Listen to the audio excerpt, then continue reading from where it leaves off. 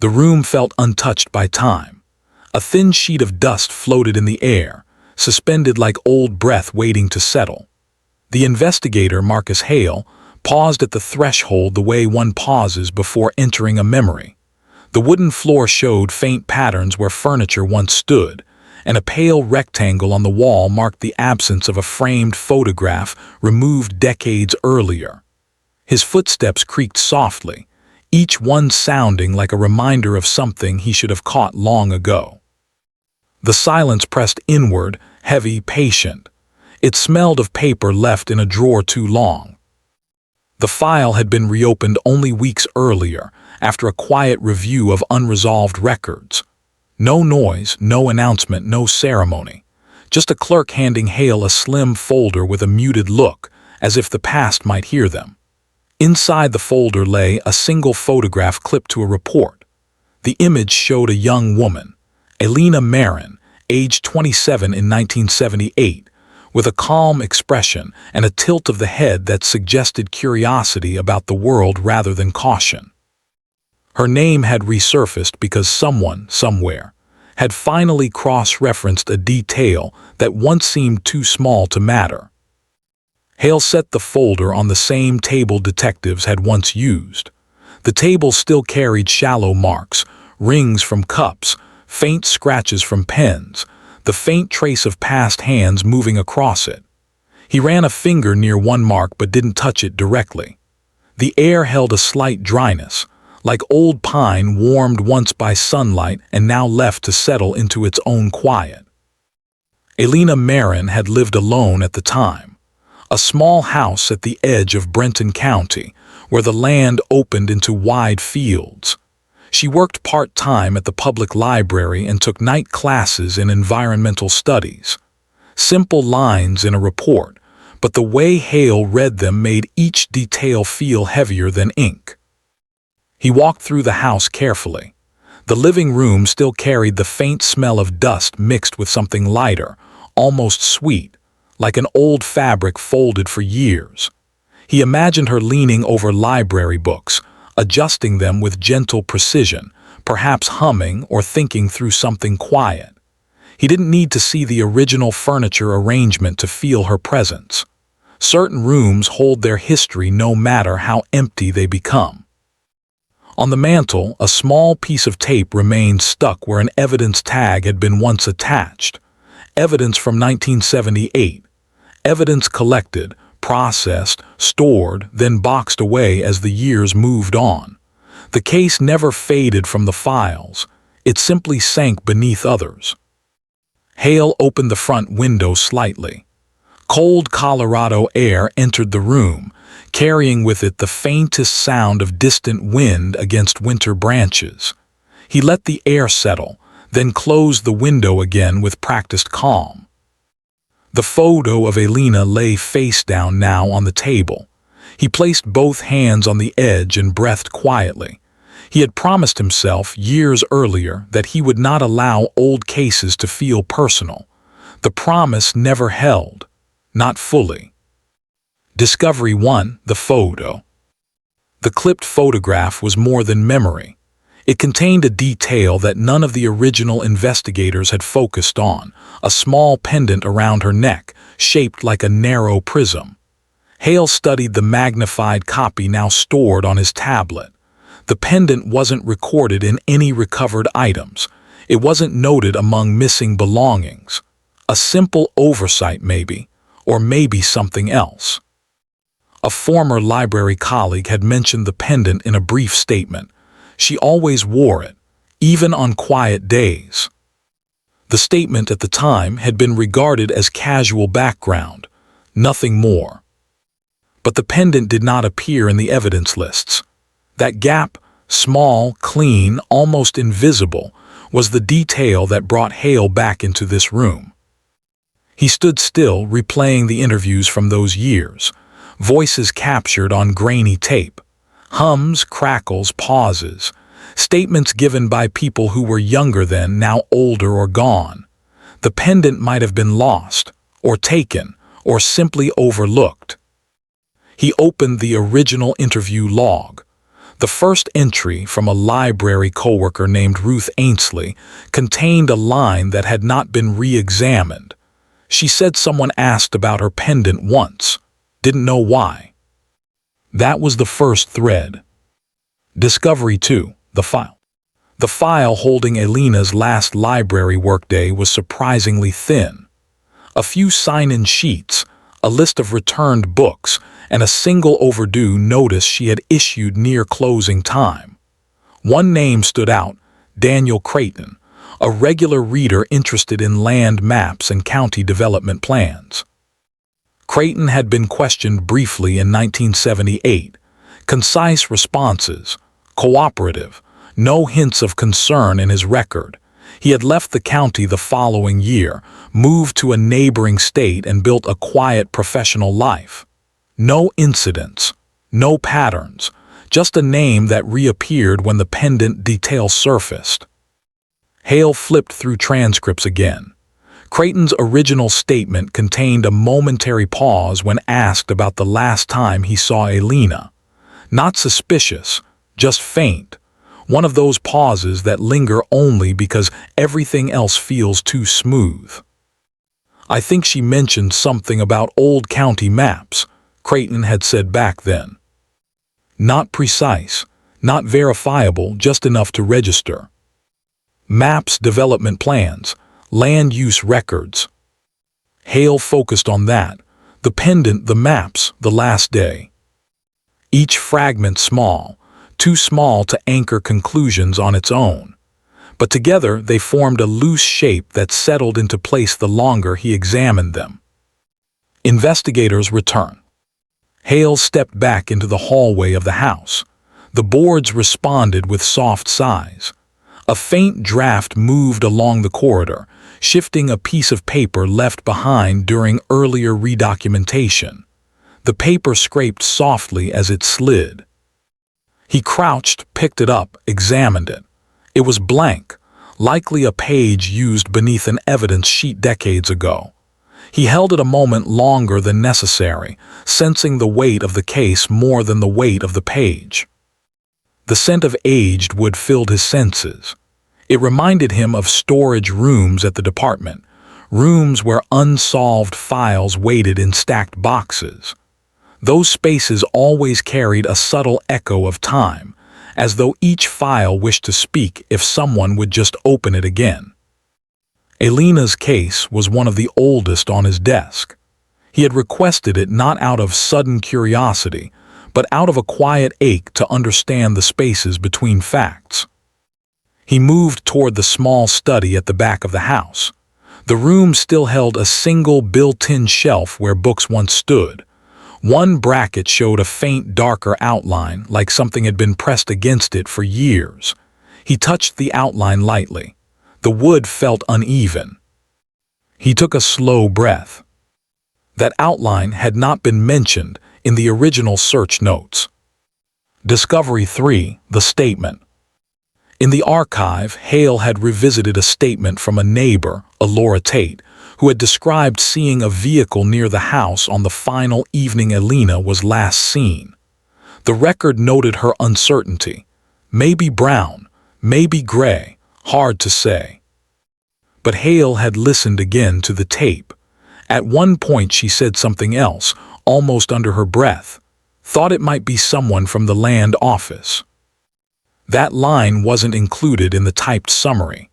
Not intentionally omitted, likely just overlooked amid the clutter of notes and dead lines. Land office. Maps. Creighton.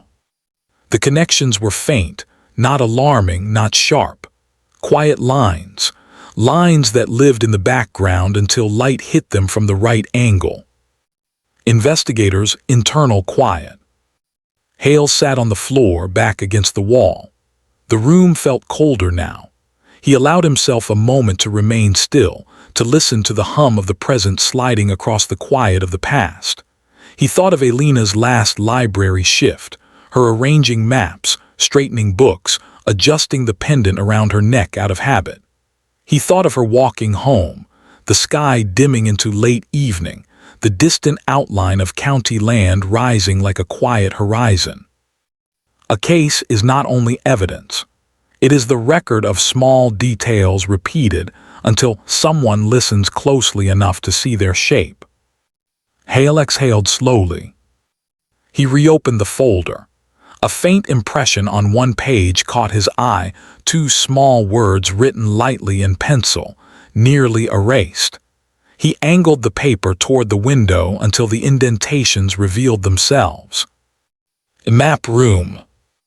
No signature, no date, just handwriting pressed faintly into the fibers. Methodical reconstruction. Hale placed the photograph, the transcripts, and the map details in front of him. He aligned them in a row, letting the arrangement guide his thought process. A pendant. A map room. A repeated interest in county land records. A visitor who paused slightly when questioned. A neighbor who mentioned the land office without intention. A built-in shelf with an unexplained outline. None of it was dramatic. None of it pointed to a sudden revelation. But each element, placed with care, built the beginnings of a path. He leaned forward as if listening to the room. The faint hum of the heater filled the silence. Paper shifted softly as the air moved. The logic forming in his mind was calm, not rushed. An investigator cannot chase the past with speed, only with patience. He returned to the pendant. Why had no one looked for it? Why had it not appeared anywhere in the collected items? He pulled out the item list from 1978, read it twice, then again. One entry caught his eye: metal object, small, unlisted description transferred. No follow-up description existed. No attached image. No catalog number linking it to the pendant. It could have been anything, but the phrasing, unlisted description, was unusual.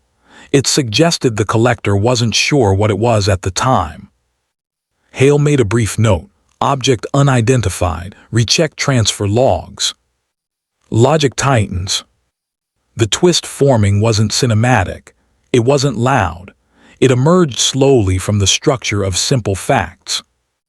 If the pendant had been mistaken for a generic object, if the person most interested in her pendant had been studying land maps, if that same person had been in the library on the final day, if the neighbor had connected the vehicle to the land office, if the map room note matched Creighton's research habits. The logic didn't conclude anything yet, but it led quietly toward something steady, like footsteps approaching in another room. Hale closed his notebook softly. He looked once more at Alina's picture. Her face carried no fear, no tension, just calm curiosity, a look belonging to someone who believed the world made sense. Cases like this rarely granted resolution with warmth. Justice, when it arrived, felt procedural, almost cold. But the human part, the part that kept investigators in empty rooms decades later, came from the quiet desire to honor the truth, not just solve it. The wind nudged against the window. Hale stood. There was more to follow. The evening outside had shifted by the time Hale left the house. A muted blue-gray sky hung over the field, the kind of winter light that stays low even at midday. The wind pressed against dry grass in soft, uneven waves. He paused near the fence line, letting the air settle around him, grounding his thoughts. Cold cases require patience, he reminded himself, not just with evidence but with memory itself. Time reshapes everything: rooms, statements, recollections, even the smallest impressions on a page. At the station, Hale spread the materials across a long table used for archival reviews. Each document lay in a precise row, forming a tableau of quiet fragments. He didn't force connections. He allowed them to sit in front of him, forming their own silent gravity. He returned first to the transfer logs, the place where all collected items eventually ended up. The entries from late 1978 were handwritten, the ink nearly faded now. As he traced the columns, he found a record-labeled object C47, metallic, non-categorized, transferred without description. Next to it was a scribbled note, "Reevaluate category if linked." It had never been linked. Hale leaned back in his chair. The pendant could easily have been miscategorized. Small personal items often were in late 70s field collections, especially in rural counties with limited resources. Still, he needed more certainty, something more solid than a historical clerical oversight. His attention shifted to the old interview tapes. Fragments of old voices. Tape 3C carried the conversation with the neighbor, Alora Tate. As the reel played, her voice filled the small review room, gentle, slightly unsure. Behind her words, Hale could hear faint environmental sounds. Wind, maybe a distant car, perhaps the tape hiss of age. Thought maybe from the land office. The line reappeared, soft, almost accidental. On the original transcript, it had been flagged as uncertain, likely dismissed because Tate herself seemed unsure. But when Hale listened closely, when he paid attention to cadence instead of content, the phrase didn't sound speculative. It sounded remembered. He paused the tape and replayed the few seconds again. Then again. There was a rhythm to her voice, one of recognition rather than assumption. Hale made a note, qualify statement through secondary witness review. He needed to find someone else from that era who might confirm whether land office visitors routinely used similar vehicles. Patterns can be as important as direct evidence. Opening the map records. The county's land office kept meticulous archives, rolled maps stored in cylindrical sleeves, stacked neatly by year. Hale visited the office early the next morning.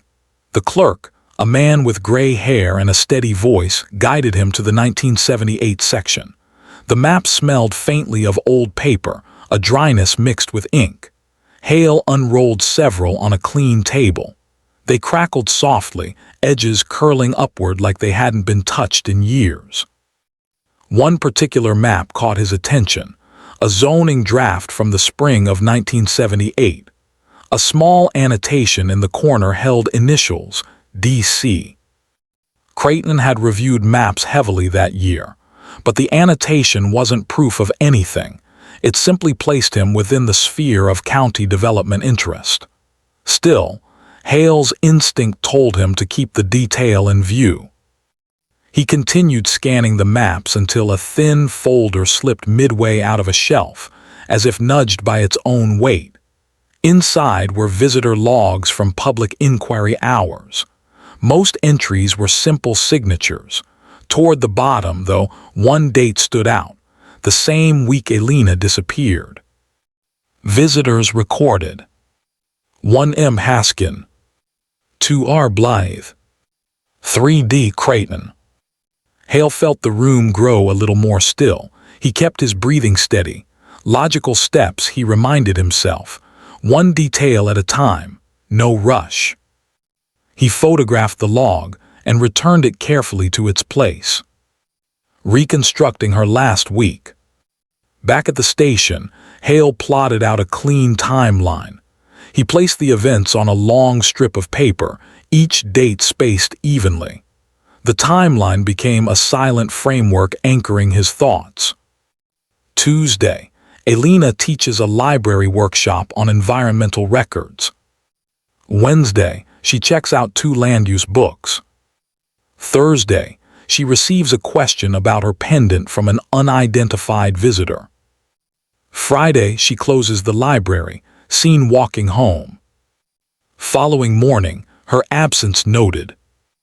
The pendant had meaning, though its significance remained submerged beneath layers of silence. He revisited the workshop notes. On the margin of one page in neat handwriting, someone had written, "Ask about older maps." The handwriting was not Alina's. It matched none of the librarian staff signatures from the era. It was an anonymous note left on a workshop handout. Hale circled it on his copy. Another quiet detail. Minimal dialogue from the past.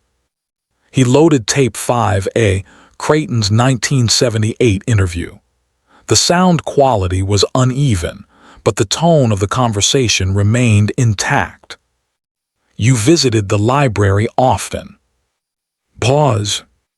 Yes. Last visit. Longer pause. Thursday, I think. Purpose. Cough, shift in chair. Research.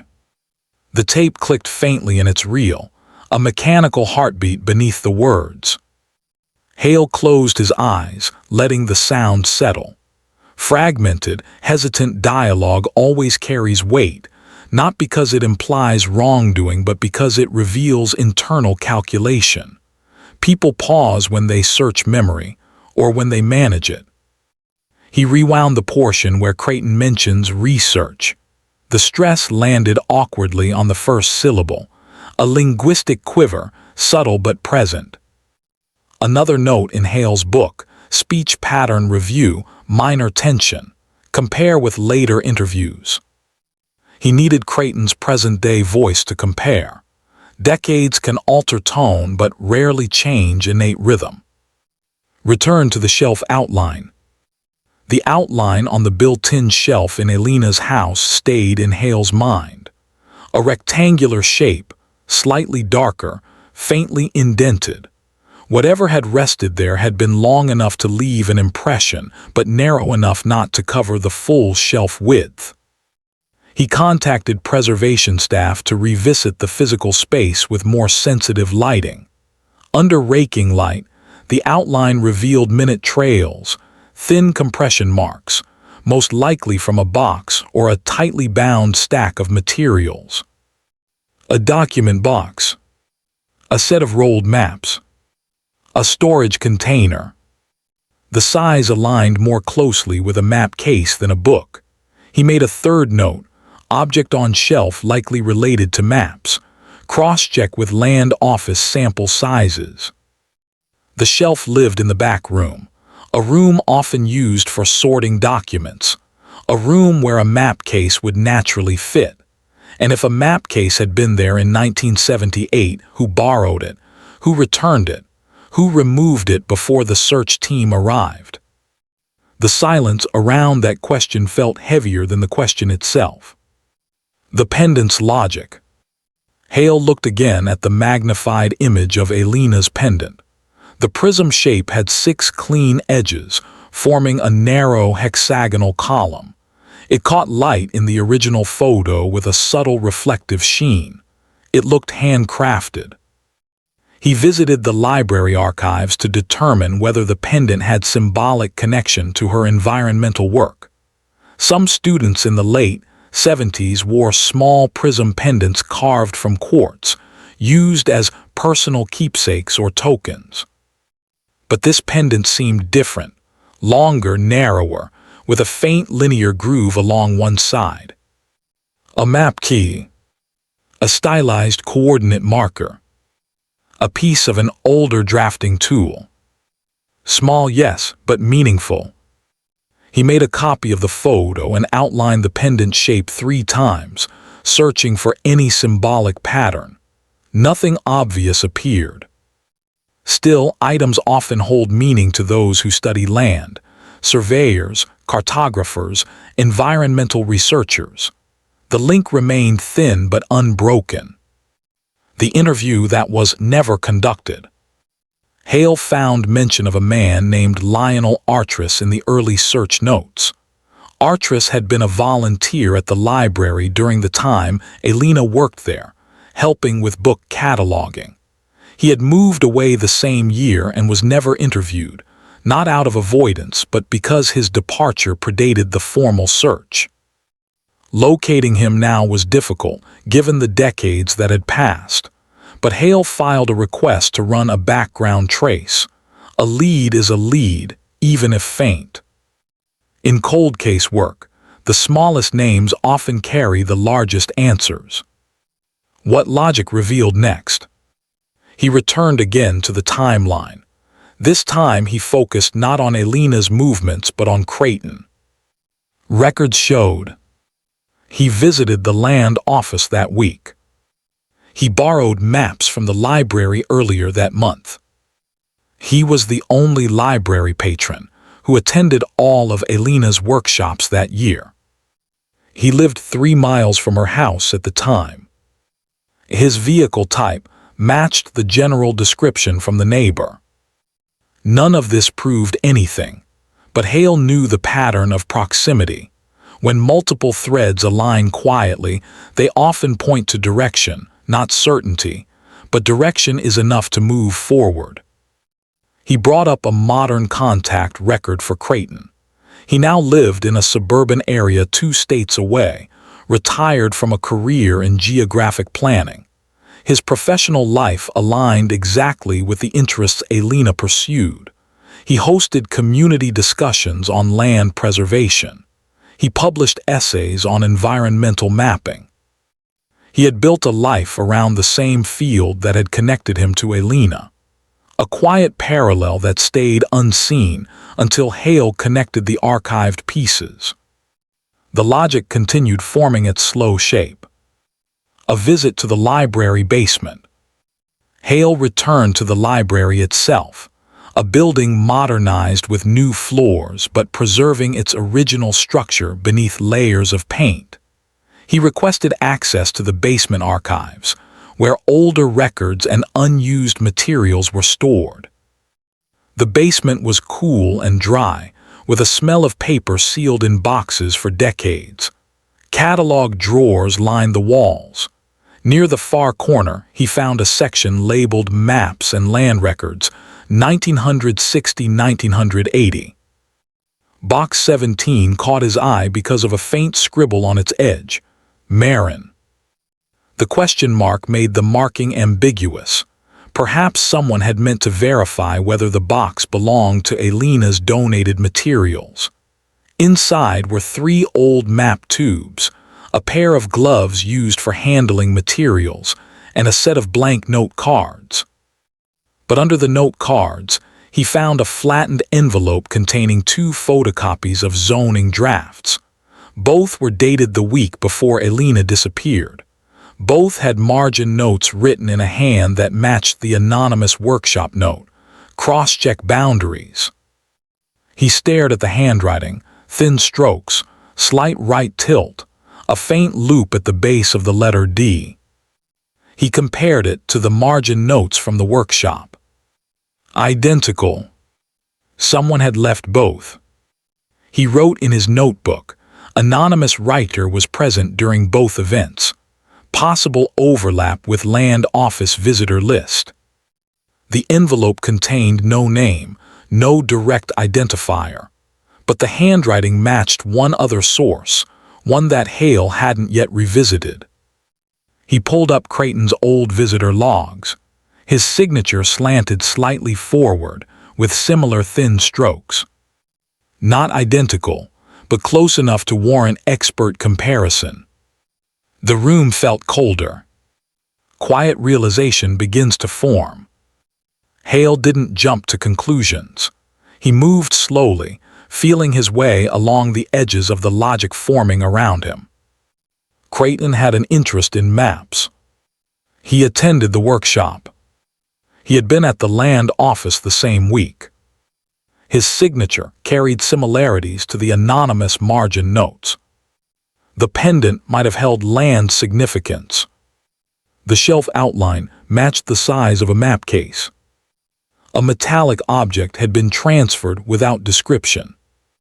Each detail remained ordinary on its own. Together, they formed a quiet, steady direction, one that pointed not to chance but to intention. Hale closed the basement box, returned it to the shelf, and stepped back. The hum of the fluorescent light filled the silence. Dust floated gently when he moved. The room felt like it was waiting. He exhaled, slow and measured. The logic was becoming clearer. But clarity is not closure. Closure demands confrontation. He was ready. Morning light thinned across the parking lot when Hale stepped out of the station, coat collar raised against the wind. The air carried a quiet sharpness, the kind that made each breath feel clear and unfiltered.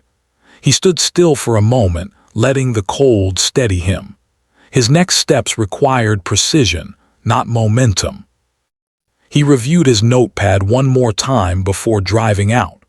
Patterns had finally aligned, not dramatically, not loudly, but with the understated certainty that emerges after years of silence. His task now was to speak to Creighton, not as an accusation, not as confrontation, just inquiry. Inquiry with unmistakable direction. The drive out of state took most of the day. The passing scenery, stretches of open land, scattered winter trees, faded barns, felt like echoes of the 1978 terrain he had spent so long studying. Landscapes hold their own continuity, even when people move on. Creighton lived in a modest suburban neighborhood, a quiet street with trimmed hedges and low fences. A wind chime hung from the porch, barely moving. Hale approached the door and knocked once, with the calm firmness of someone who carried both certainty and restraint. The door opened slowly. A man in his early 70s stood there, steady posture, calm eyes, an expression shaped by years of routine. "Mr. Creighton," Hale said softly. A pause. "Yes. I'm reviewing archival records. I'd appreciate a few minutes if you're willing." Creighton's gaze flickered, almost imperceptibly, toward the folder in Hale's hand. Then he stepped aside and gestured him in with a small nod. The living room was tidy, muted in color, lined with bookshelves containing land survey materials, history volumes, and several older maps under glass frames. The space smelled faintly of paper and the light hint of varnish from the wooden furniture. They sat across from each other, a coffee table between them. Hale placed the folder down but didn't open it yet. He waited for the silence to settle naturally into the room. "You studied land records for many years," Hale began, his voice low, clinical in tone. "Since the 70s. "Yes," Creighton replied quietly. "You visited the county office in 78. Another pause. "I did." Hale opened the folder just enough to reveal the photocopies from the library basement, the zoning drafts with handwritten margin notes. "These were found recently," he said. "The handwriting is similar to yours." Creighton inhaled slowly, eyes lowering toward the papers before returning to Hale's face. A long silence followed. It wasn't a defensive silence, nor a panicked one. It was reflective, measured, almost rehearsed by years of internal review. Hale let it hold. Investigative pauses often disclose more than spoken answers. Creighton finally spoke, voice steady. "I was studying map boundaries. That part is true. Boundaries connected to the project Alina was researching." Another stillness filled the air. "Yes," Creighton said. His admission wasn't startling. It felt like a detail settling exactly where logic had prepared a place for it. Hale didn't press. Instead, he asked, "You attended her workshop?" "I did." "You left margin notes?" "Yes." "You saw her on the last day she worked at the library?" A very faint shift, barely visible, passed across his expression. "I was there late," Creighton said, "reviewing land use drafts." "And you asked about her pendant?" This time Creighton's eyes moved, a small flick toward the window as if searching memory. "It looked familiar," he said. "Not the piece itself, the shape. Old survey markers sometimes used a prism style. I asked about it, briefly." "Why wasn't that included clearly in your original interview?" "I don't recall," he said softly. "Maybe I didn't think it mattered." Hale studied him quietly, not with suspicion, but with the deliberate stillness of someone who weighed every word. "Mr. Creighton," he said, "a map case was likely removed from Alina's home before investigators arrived. A narrow one, leaving a specific outline. You were one of the few people who worked regularly with such cases." Creighton's hands clasped lightly together, fingers tightening for an instant before relaxing again. "I didn't take anything," he said, calm but faintly strained. "I never entered her home." The denial wasn't forceful. It was soft, as though spoken from a practiced place rather than a reactive one. Hale did not accuse him of anything further. Instead, he placed the last document on the table, the transfer log listing Object C-47, the unidentified metallic item collected in 1978. "We believe this may have been her pendant," Hale said. "Mislisted at the time.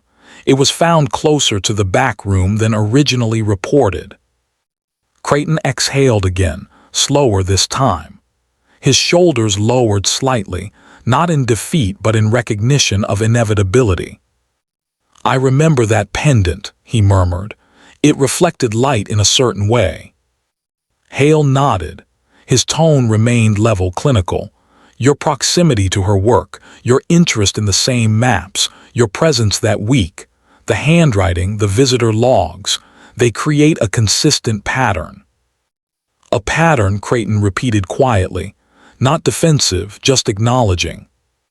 "This isn't accusation," Hale said calmly. "This is alignment of facts, facts that lead us forward." Creighton stared at the photocopies again.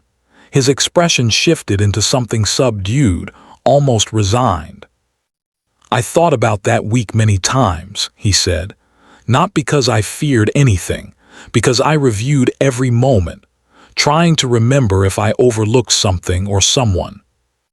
Hale absorbed that, logical, measured, unemotional, the kind of reflection that comes from someone who carried silent questions for decades, not panic, not guilt, just the unsteady weight of an unresolved proximity to a moment in time. He asked, "Did you see anything unusual the last evening she worked?" Creighton hesitated, a genuine hesitation. "A vehicle," he said, "parked near the trail across from the library. I didn't recognize it. I didn't think it mattered then." "What color?" "Dark," he said, "maybe gray, hard to say in that light." Hale wrote the phrase silently.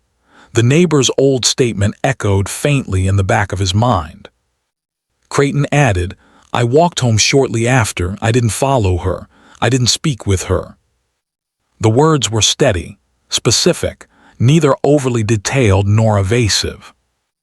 Hale closed the folder. "Thank you for your time." Creighton nodded once slowly.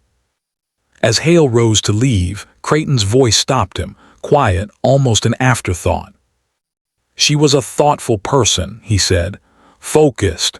She cared about the importance of maps, not just lines and boundaries, meaning." Hale turned slightly, watching him for a moment.